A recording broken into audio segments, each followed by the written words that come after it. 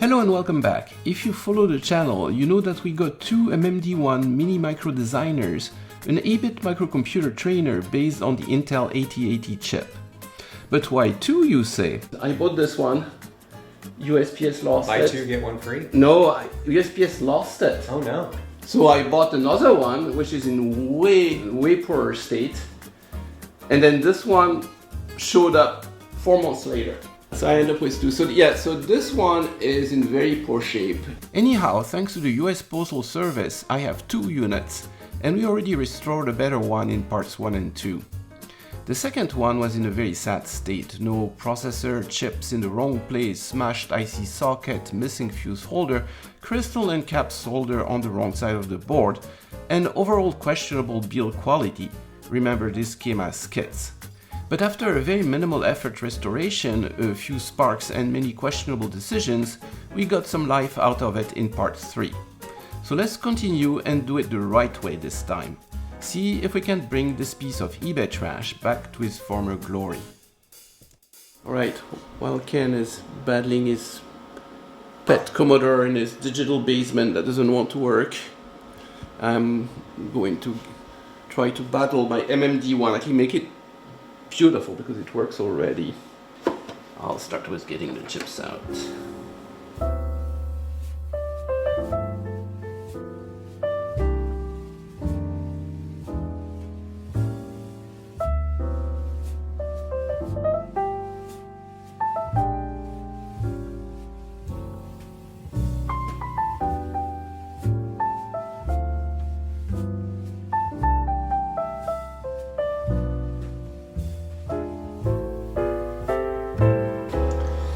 Alright, all the ICs are out, which is more ICs than I thought there would be. And when you have to remove them one by one, or remove the mods.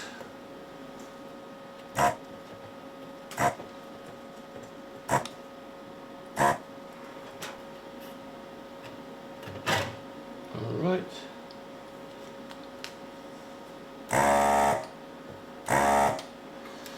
It's a fragile board.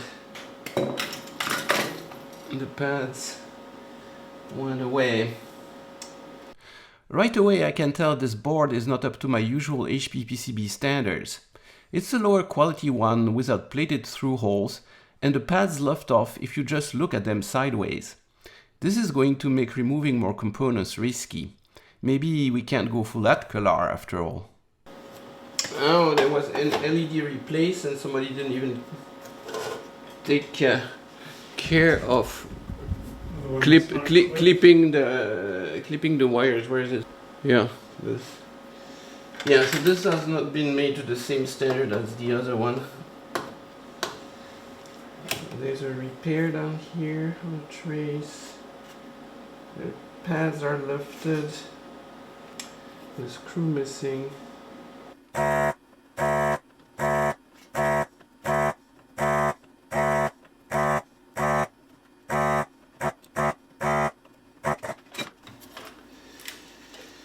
Alright, would this come out?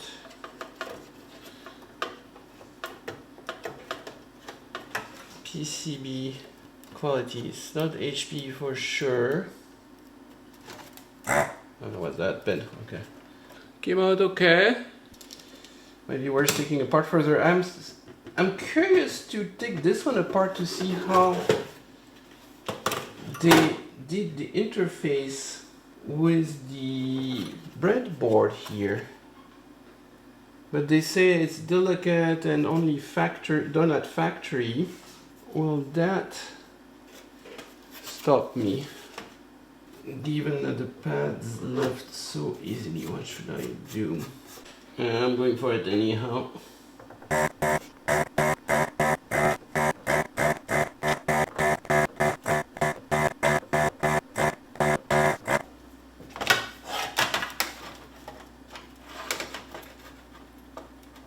There we go. Oh, I see how that's done. So I don't know how you would have done that. It looks like you have to get those little tabs out from the regular contacts. I punch them out and move them out. That would indeed be difficult without tooling. Also remove the top of those sockets. Those are not my favorite sockets either. Like a lot of grunge can go into this hole, so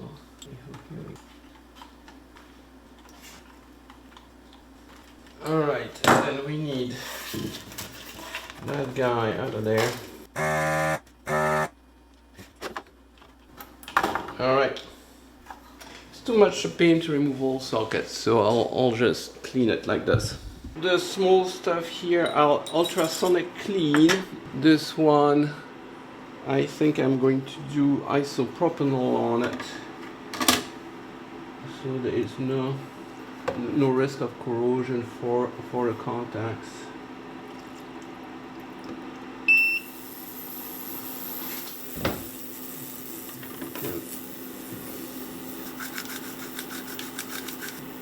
Get it to a higher state of consciousness here. Okay, that's really going to be the test, whether that cleans up or not.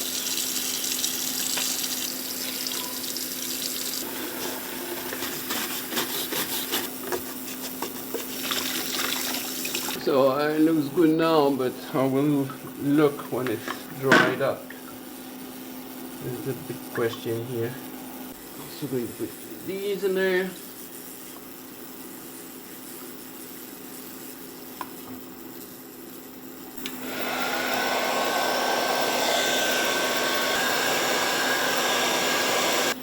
We get those poor LEDs back up. Man, this thing was just manhandled.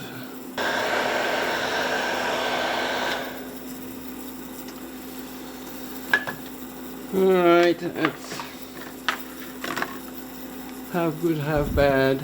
Better than before, but it didn't come back to a shine. Let's see if you can polish it. Oh, this is polishing compound.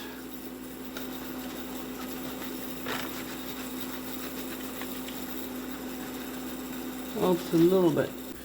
So I'm trying automotive paint polishing, and that seems to work much better. Yeah, that does work. Alright, this is starting to look better, but it's going to be hard to do it everywhere. I would have to really desolder everything. In the area where I can get a polish is beautiful, and the area where I cannot get it, it's not. Which means I would have to desolder everything to make it really nice. Maybe I should do that. Alright, so some of the parts that went into ultrasound came out pretty good. Actually, they came out very clean, so that worked well. The keyboard also is pretty. But I was not satisfied with the board, except for the parts I have polished. The other parts look very dull. So I went ahead, removed most of the components, actually all of the components except the headers for the ICs. This area, which is pretty prominent, which has all the display, is still pretty cruddy. It's all dull. Where I have shined it is nice and beautiful. Alright, I'm using the old sock and car polish technique, and it's yielding good results. This is now much better already. Now I have to make my way inside of the more difficult to access areas, but this is looking promising.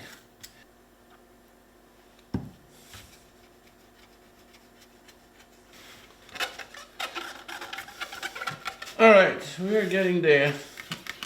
Much better here. Particularly that area that's very visible. I still have to work on this.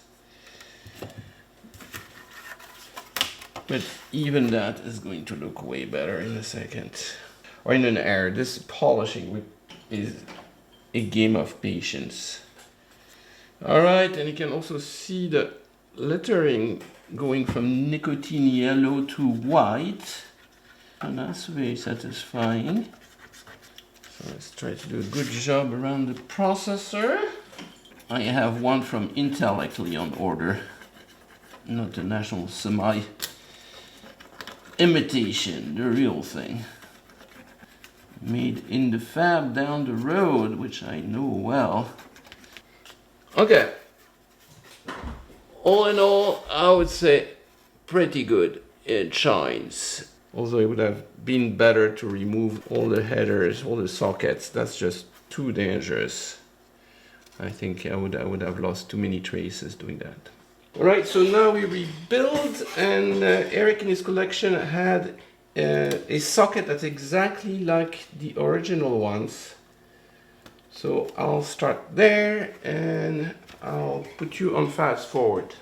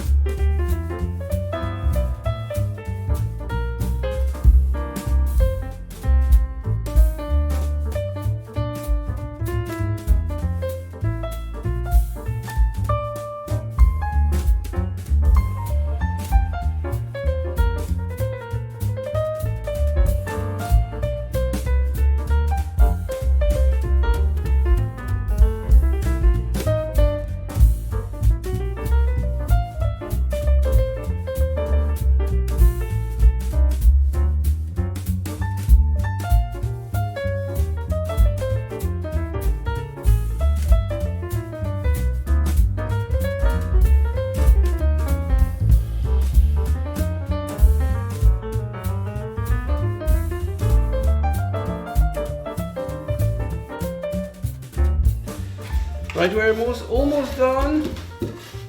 Looks better. I regret not having put the ICs into the ultrasound bath, because now everything looks beautiful except the ICs. They look all cruddy, but we'll do that maybe later.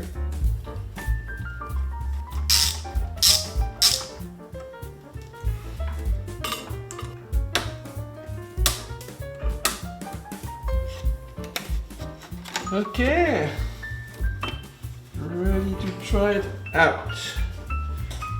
Looks so much more spectacular than it used to be. I have hooked it up to my bench bar supplies. Well, only one way to know is to get them all on. Reset, it resets. 0, 0, 0, store it. Then reset again, and I have zeros. Man, those LEDs are so much brighter. Then I run out of them, so I have the old LEDs over there. And if I put 7 cents, oh, okay, so we have an issue here. The 7 doesn't work. So 0, 0 works. 1, 1, 1 doesn't work. 2 doesn't work. 3 doesn't work. 4 works. Oh, something weird happened. Reset. 4. Oh, something. Huh. The 0 key is doing something else here. Yeah, 0 is doing store. Looks like my keyboard input's not working, so it could be any of those circuits. Could be that I soldered it wrong. So I have a sense that my keyboard logic is not working, and there's not that many chips involved in it. 2 10 to 3 lined encoders, and then an AND gate, and then a tri-state latch. No, the 0 was mistaken by a store. 0 is over here and store is over here, so it's the same combination, but one of these outputs tells it, which one is it? Is this one, E0, tells it comes from this chip rather than this one. So my bet was that one of those chips is misconnected or dying. I'll just exchange the 2 chips, and while I was doing that, I discovered that one of the pins was bent because the insert was broken, one more. So I exchanged them, unbent the pin, And now things work a little bit better. Resets. 0 is actually doing the 0 now. It's not doing a store. 2 works.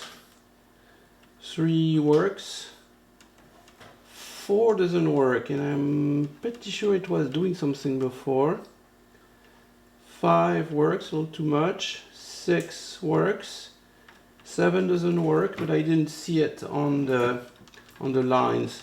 Oh, no, I decided to work. It came back on. Ah, now 4 decided to work a little bit. I got 1 4. Oh, I have a keyboard that sometimes works, so I probably have to open up the keyboard. Okay, so I think it's the logic is repaired, but the keyboard has problems, so we had a double fault here. All right, and the keyboard came out again, and it turns out it's a Digitran mini keyboard with a redistribution board. That was horrendously difficult to desolder, by the way, but I got it out. And the problem is that this is thermopressed studs. I mean, to clean it, I would have to take all the studs and then remake them all. It might come to that, dang it. So I tried to melt those, it didn't work, so I'm getting frustrated. I'm going to clip them and then find a way to put it back in place.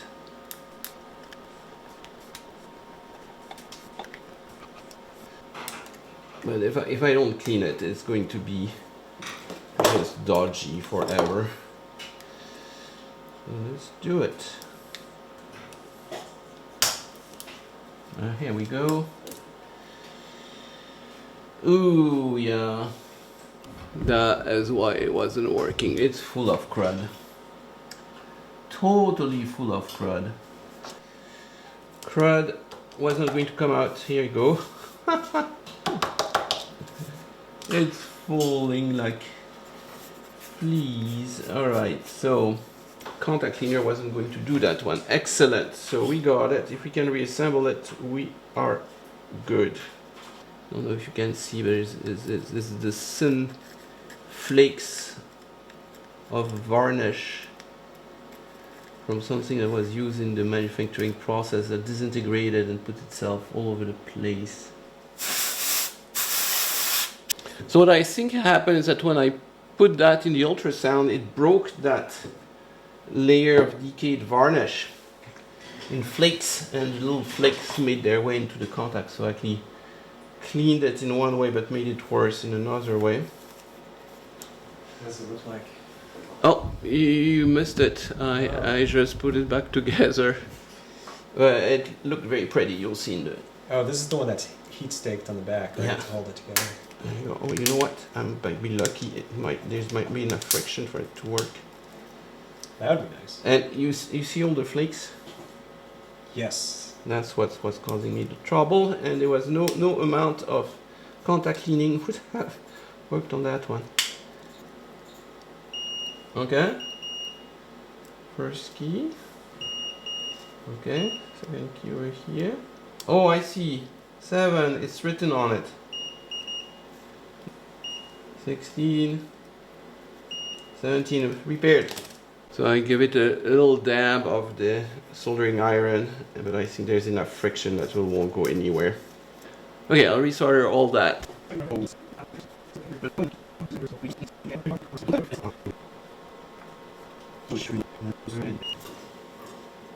12, 5, reset, it reset, 0, 0, 0. 1, 1, 1, 2, 2, 2, 3, 3, 3. Alright, oh man, the keyboard feels so much better. It doesn't bounce. It responds instantly. We did something. Alright, so we're back on our feet. We have full memory, everything works, solder properly, it's clean. So now we have to do the base and the power supply. Alright, so now we have that wonderful thing to take apart. It's not going to be that hard, I think. Alright, so we have that one out. So we got that out, yep.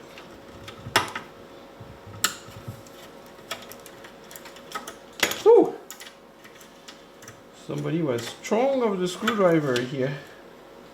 incredibly tight. Superhuman force.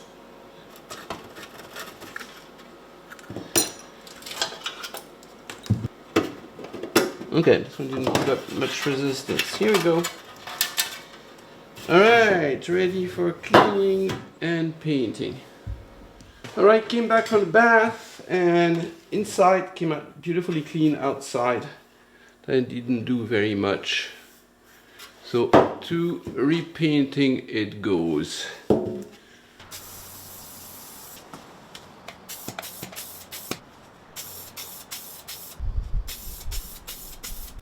Alright, we have a newly painted case, and in the meantime I've acquired replacement part. I was able to find the very exact same front panel switch. It's still made by Carling on DigiKey, and same for the fuse holder.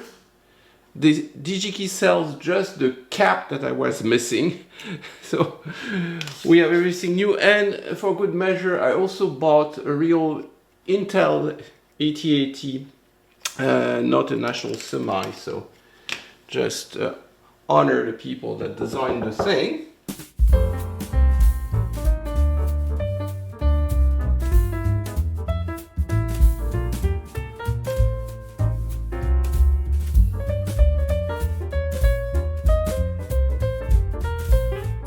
So before I put it all back together, I wanted to make a small modification, which is there are 5 pins on the breadboard that are free over here, and I wanted to add address 8 to 11 and the cell 0 signal. So I'm going to do that now, and that would be adding 5 wires.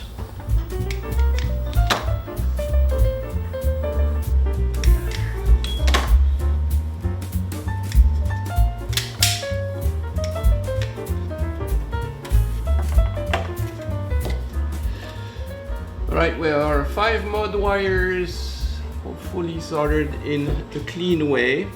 And actually I have already put on the sticker what they are. And so that's of course to implement more circuits over here.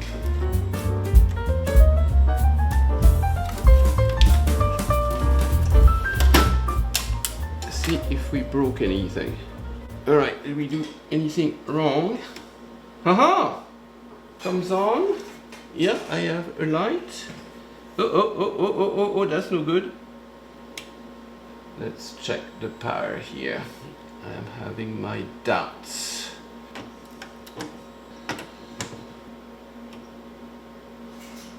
That's 7 volts. That's no good. My plus 5 volts is 7 volts. Hold on a second here. How can that possibly be? Plus 5 volts should not be 7 volts. It's written plus 5 over here. Yeah, 8 volts.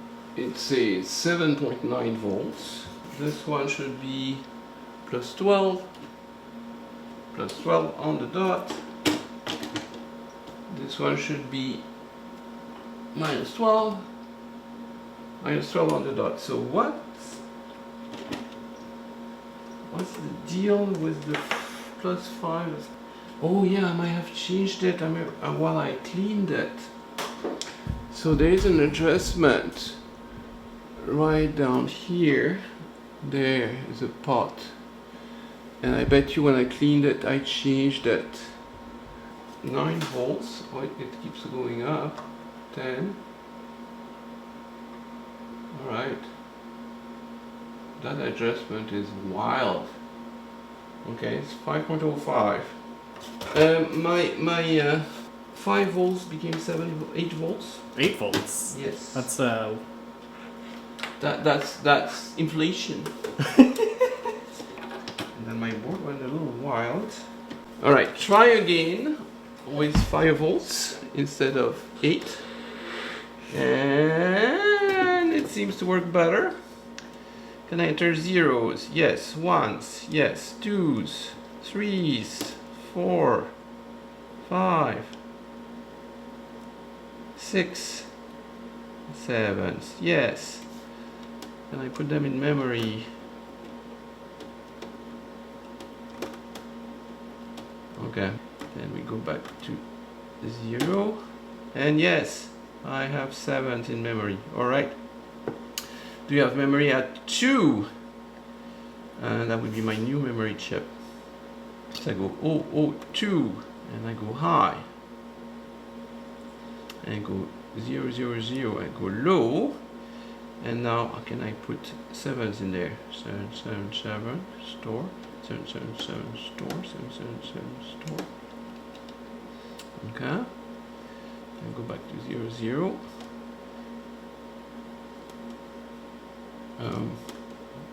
00 low. There you go. I have 7s, I have 7s, I have 7s, I have 7s. Then if I go 00 low and I go put zeros in there.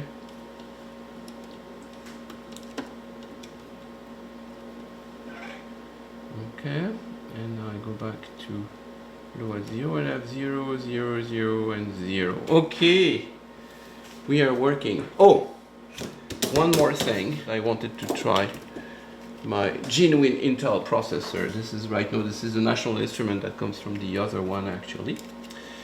Okay, but for a in MMD one that was just a piece of it's looking pretty good.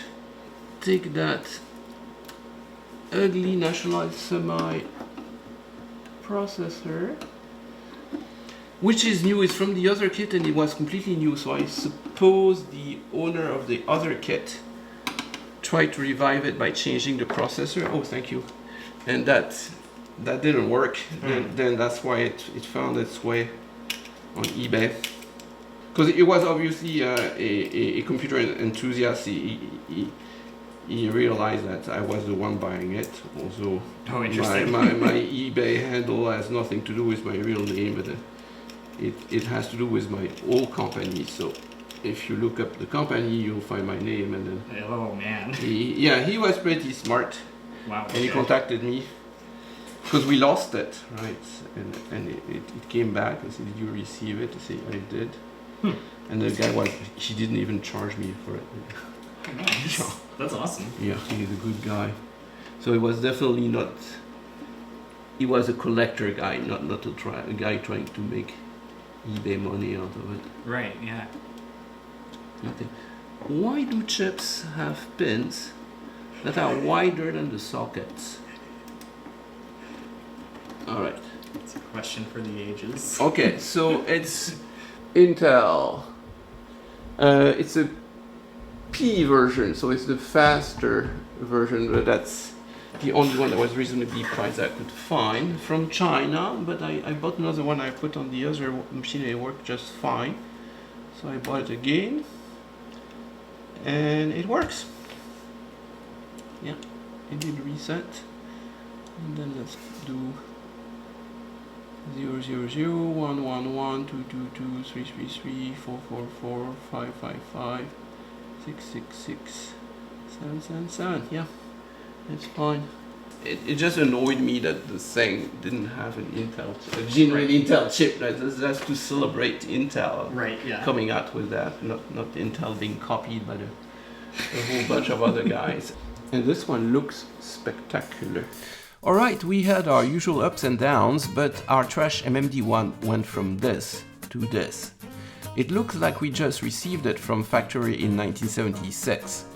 So we now have two good looking MMD1s, the former trash one looking even better than his brother.